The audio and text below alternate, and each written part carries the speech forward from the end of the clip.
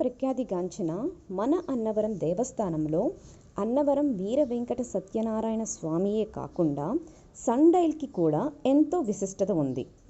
ఇది ఆలయం ప్రాంగణంలో సమయాన్ని చెప్పే గడియారం ఉంది.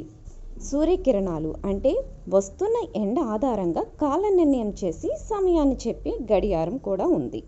ఇలా సూర్యుని కాంతిని బట్టి సమయాన్ని చెప్పే ఈ సూర్య గడియారం ఒక్క అన్నవరంలో మాత్రమే ఉందని పండితులు చెప్తూ ఉంటారు.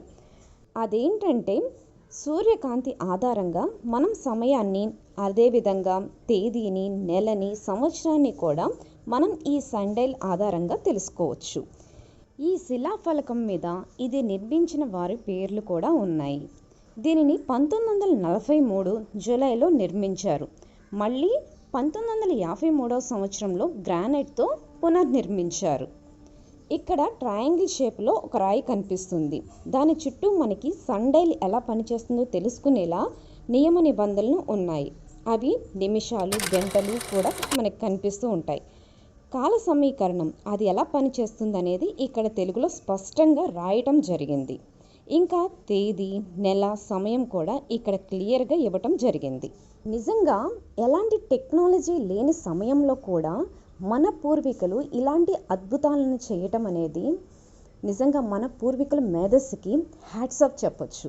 ఇక్కడ ఈ సన్ డైల్లో మనకి సూర్యకాంతి నుంచి మనం సమయాన్ని తెలియజేసుకోవడం అనేది ఒక అద్భుతమనే చెప్పొచ్చు. ఎందుకంటే ఇప్పటి రోజుల్లో పిల్లలకు కూడా ఇలాంటివి తెలియచేయటం అనేది చాలా ఇంపార్టెంట్.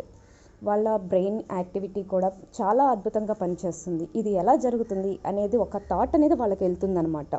చూస్తున్నారు కదా, ఇక్కడ ఉన్న నెంబర్స్ కానివ్వండి, నెలలు కానీ, సంవత్సరాలు, వీటి నెలలు, తారీఖులు, వీటన్నిటిని కూడా మనకి ఇక్కడ తెలియజేస్తుంటాయి అన్నమాట. అప్పటి రోజుల్లోనే ప్రతి ఒక్కటి కూడా ఇంత క్లియర్గా కూడా వాళ్ళు అక్షరాల రూపంలో తెలుగులోనే ప్రతి ఒక్కరికి అర్థమయ్యేలాగా తెలియచేయటం అనేది నిజంగా ఒక అద్భుతమనే చెప్పాలి. ప్రతి ఒక్కళ్ళు కూడా తెలుసుకునే విధంగా, మన తరతరాలకు కూడా తర్వాత వాళ్ళకు కూడా ఇది తెలిసే విధంగా వాళ్ళు క్రియేట్ చేయడం అనేది ఒక అద్భుతమే కదా. మీరేమంటారు? ఇలాంటి మరిన్ని ఇంట్రెస్టింగ్ వీడియోస్ కోసం సబ్స్క్రైబ్ మై ఛానల్.